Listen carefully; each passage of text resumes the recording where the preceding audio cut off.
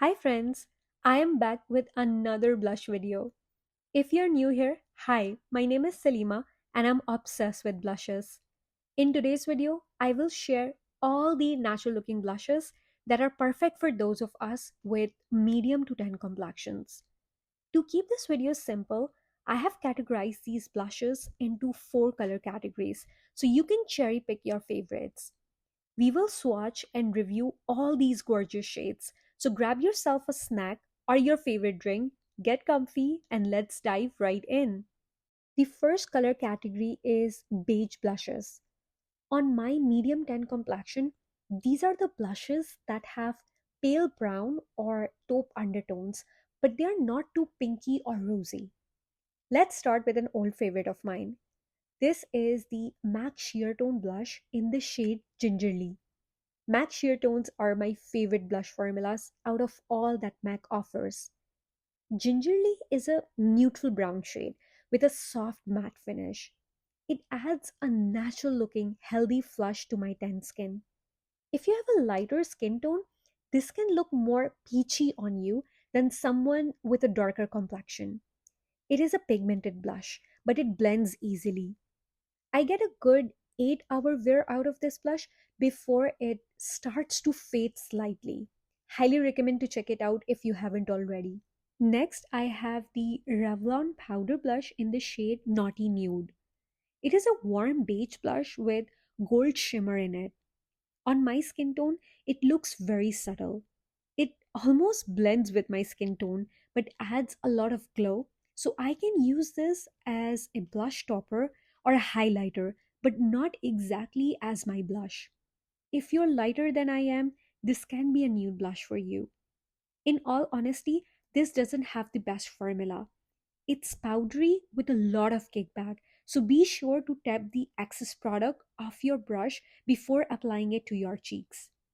I also wouldn't recommend building up the pigment with this blush because the more you try to build up the pigment, the more shimmer you will get on the skin, which can emphasize a lot of texture.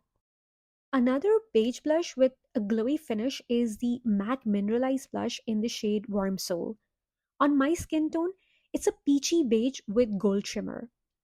This is the kind of blush that makes me look sun-kissed while still being natural. Pair this blush with a peachy coral lip shade, and you have got the perfect summer makeup in less than 5 minutes. This is not as shimmery as the Revlon blush, and it has got a good base pigment, so I can actually use this as my blush. It has a baked formula, so it doesn't have a lot of kickback and fallout. I know it's one of the most popular matte blush for a variety of skin tones. Next, I have the Pat McGrath powder blush in the shade Desert Orchid. This is a beautiful, warm tone, bronzy blush with gold shimmer. It is pigmented, but the formula is so silky smooth that it doesn't take a lot of effort to blend. With Pat McGrath blushes, I have noticed that they have a blurring and smoothing effect on the skin. So even if the formula has gold sheen in it, it doesn't emphasize texture on the skin because the formula is blurring. Even if you're not a big blush person, you just want one blush for day to day, you will love the natural looking flush that it can add to medium to tan complexion. Another similar sun-kissed bronzy blush shade is the RMS Hydra powder blush in the shade Maiden's Blush. I featured RMS blushes in my 2023 beauty favorites because I love the formula. It adds a soft, luminous glow to the skin, and the shade itself is stunning. I love the undertones. It's not too warm or orange on my skin, so you can easily pair this with any makeup look. RMS blushes are not as pigmented as the Pat McGrath blushes in the first swipe, but it is easy to build up the color and get your desired pigmentation.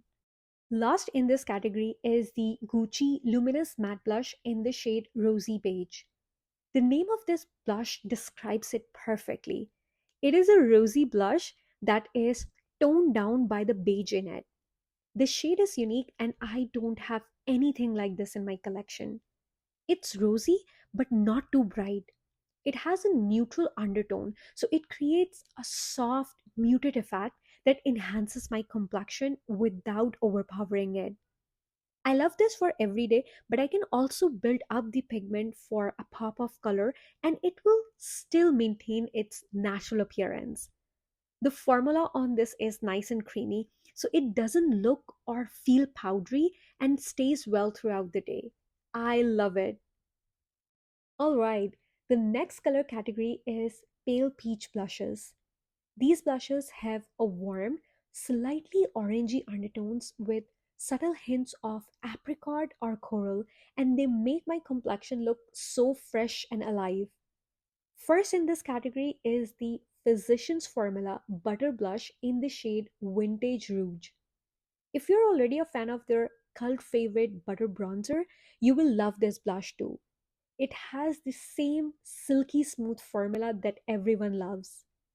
Vintage Rouge is a peachy nude, and to be honest, when I first saw it in the pan, I was skeptical it might not show up on my complexion, but it showed up beautifully on my skin. The formula on this is easy to work with. It's buildable, easy to blend, and lightweight. And I love the satin matte finish on the skin. There is no shimmer or glitter, which makes it ideal for achieving that fresh face, no makeup look. A similar blush shade is this RMS Hydra powder blush in the shade Crystal Slipper. I find it to be slightly more peachy than Vintage Rouge, but with a touch of shimmer. With RMS blushes, just know that you can build as much as you want and it will still look natural. It is a perfect spring summer color for me, and I love the natural radiance it adds to my complexion.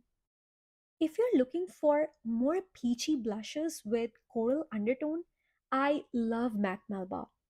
As you can probably tell, it is one of the oldest blushes in my collection. MAC Melba is a soft coral blush with enough peachiness in it to keep it from appearing ashy on my skin. In fact, it complements my complexion, and the matte finish on this makes it look more sophisticated. I can wear this as a subtle wash of color on my cheeks or build it up for a more prominent flush, and it will not turn chalky or powdery. If you prefer a glowy and a radiant looking blush, Clinique Cheek Pop in the shade Ginger Pop is a good option to consider.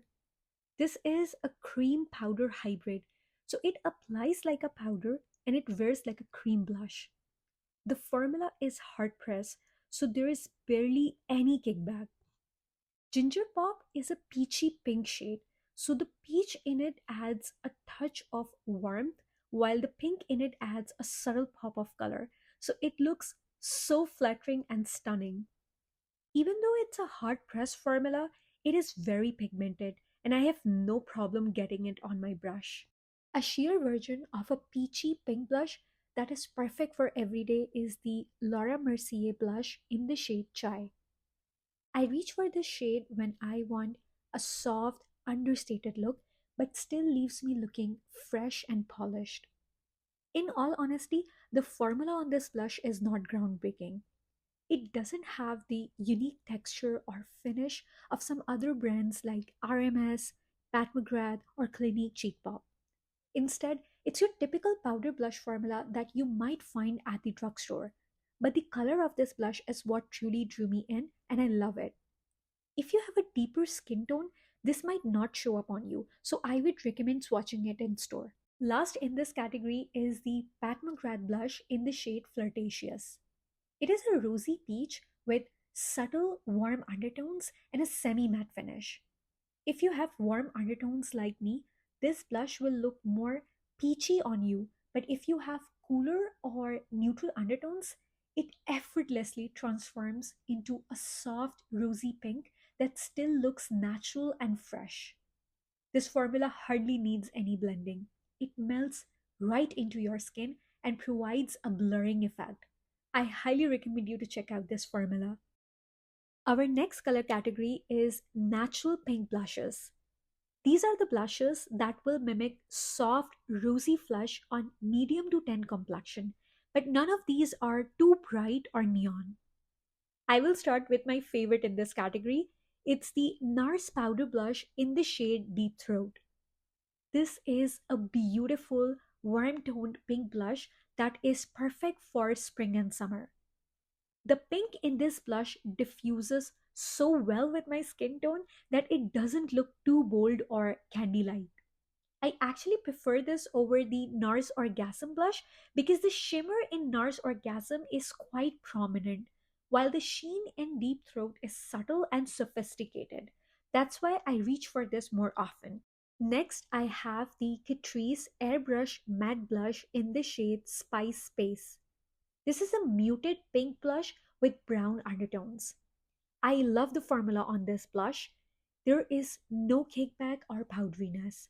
The staying power is phenomenal, and most importantly, it has a blurring effect on the skin.